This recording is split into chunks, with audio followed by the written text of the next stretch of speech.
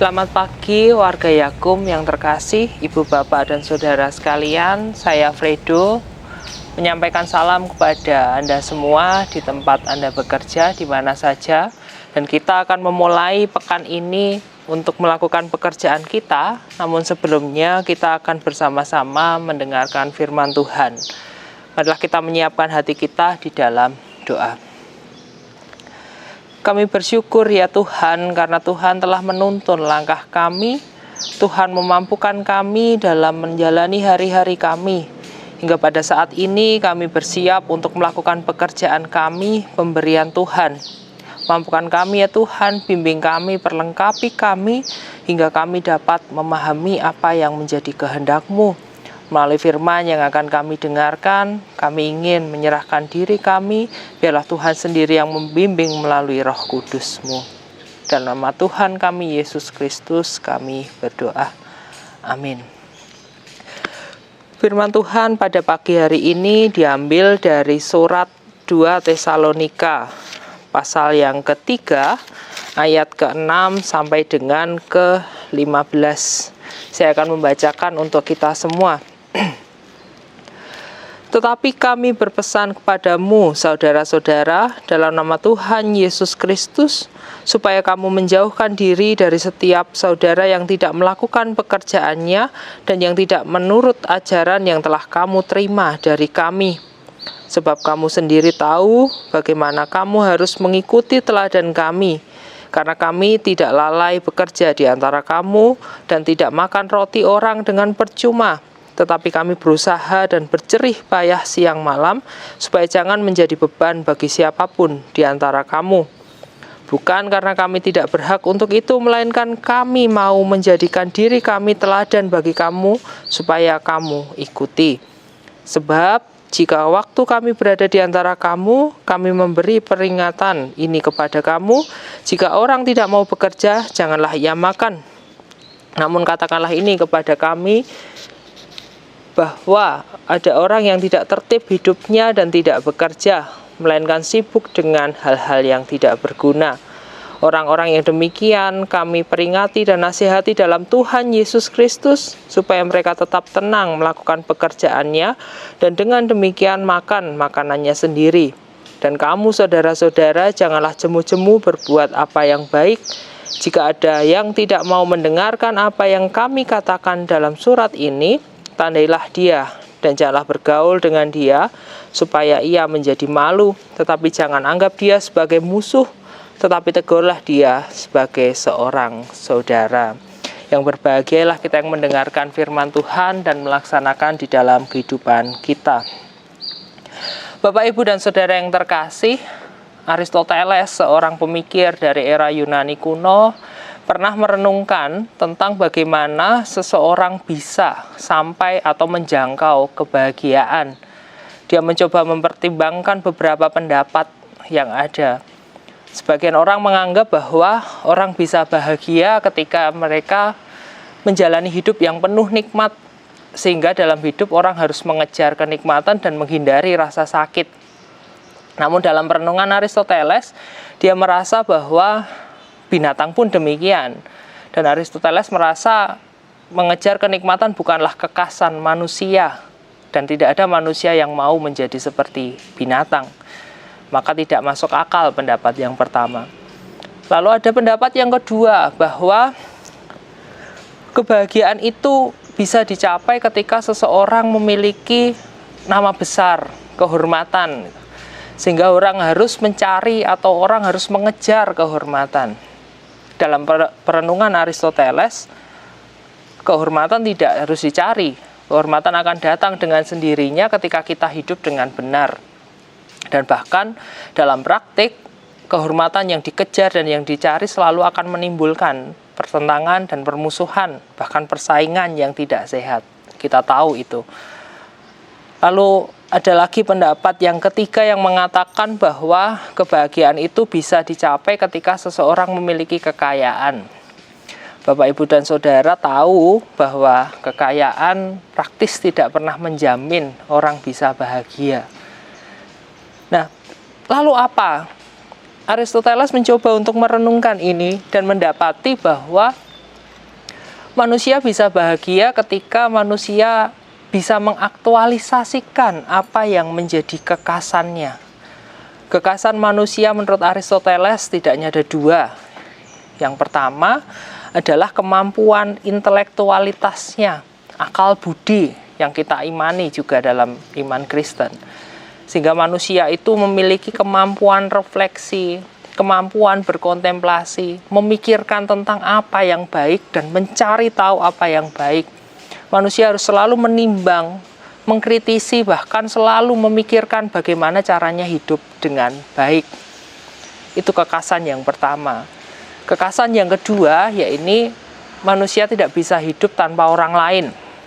Sehingga kebaikan yang dihayati itu, kebaikan yang selalu dicari itu harus selalu bisa diinterpretasikan, diartikulasikan di dalam relasinya dengan sesama.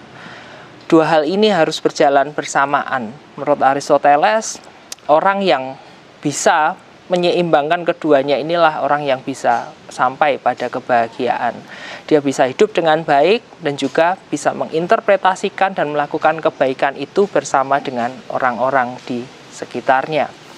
Konsep ini membantu saya ketika saya mencoba merenungkan teks kita pada pagi hari ini, bahwa Rasul Paulus rupanya juga mulai bergumul tentang bagaimana mengkaitkan suatu penghayatan dengan apa yang dilakukan oleh orang-orang atau jemaat di Tesalonika. Dan problem yang muncul di dalam naskah kita, di dalam teks yang kita dengarkan pada pagi hari ini juga berbicara tentang itu. Banyak penafsir yang menjelaskan bahwa konteks jemaat Tesalonika adalah jemaat yang sedang bertumbuh dan mulai banyak orang yang mau mengikut di sana, mulai banyak orang yang bergabung.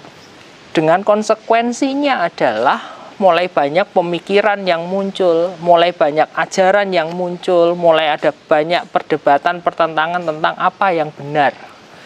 Dan ini cukup mempengaruhi secara khusus dalam teks yang kita baca, mempengaruhi cara orang bekerja.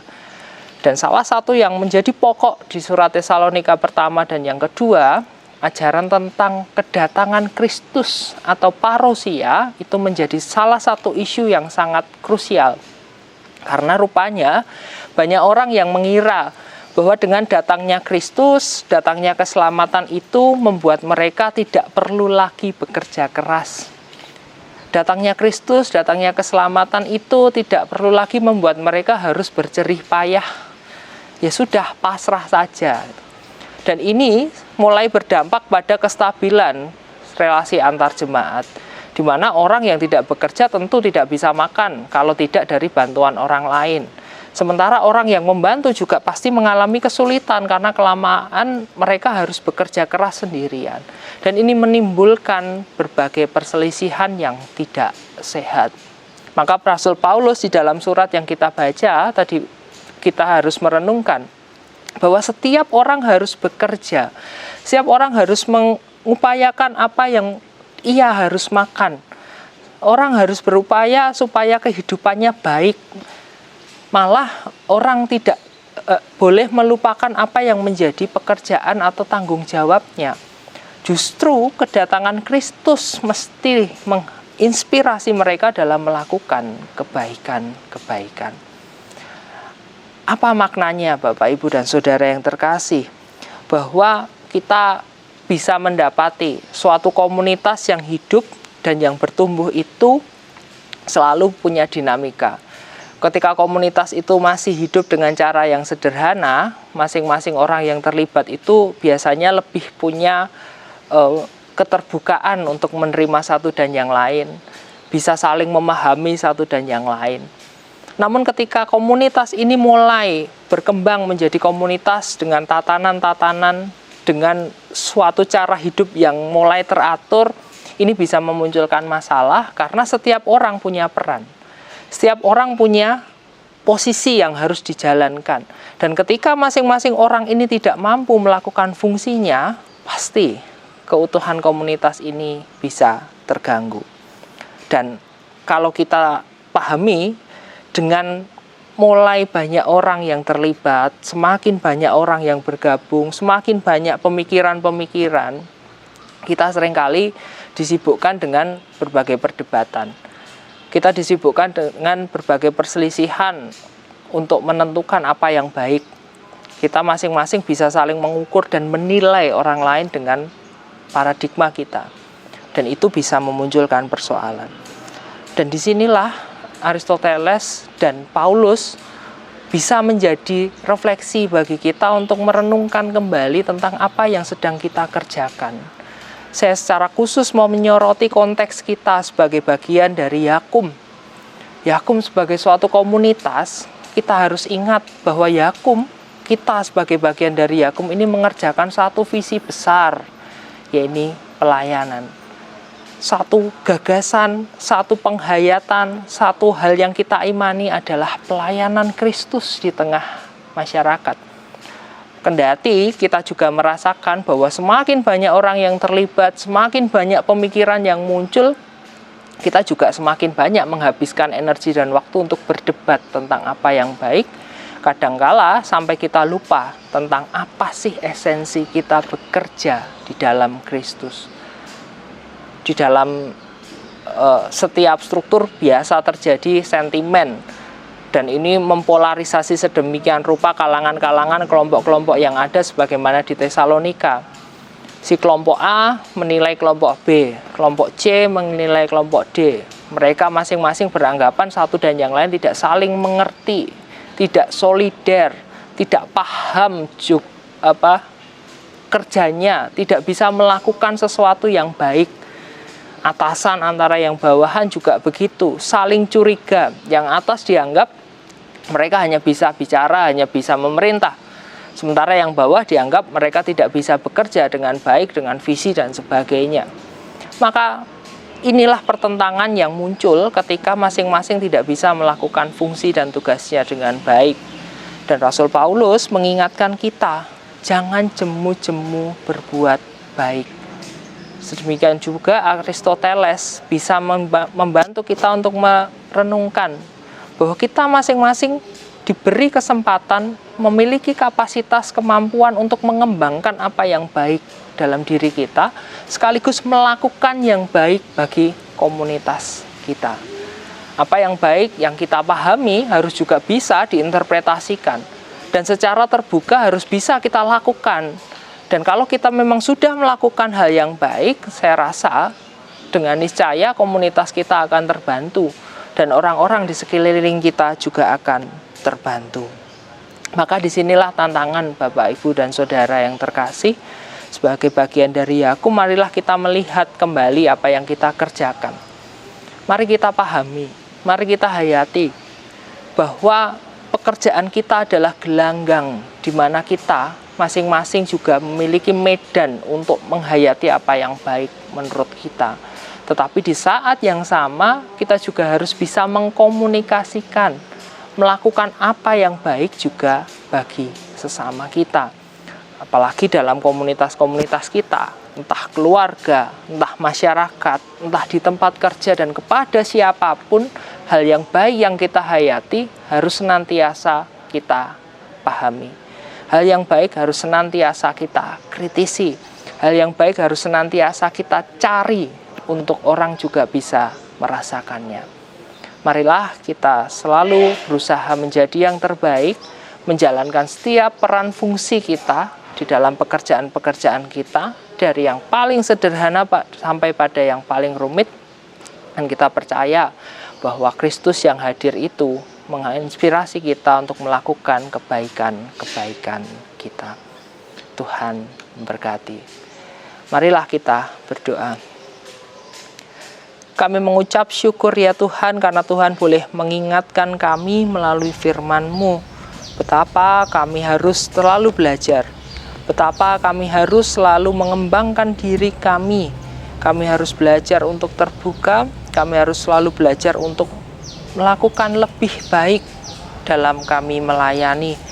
Sebagai bagian dari Yakum ya Tuhan, kami ingin menyerahkan diri kami, masing-masing dari kami, untuk selalu dicukupi oleh Roh-Mu yang kudus, sehingga kami mampu melakukan setiap tugas dan tanggung jawab kami dengan baik.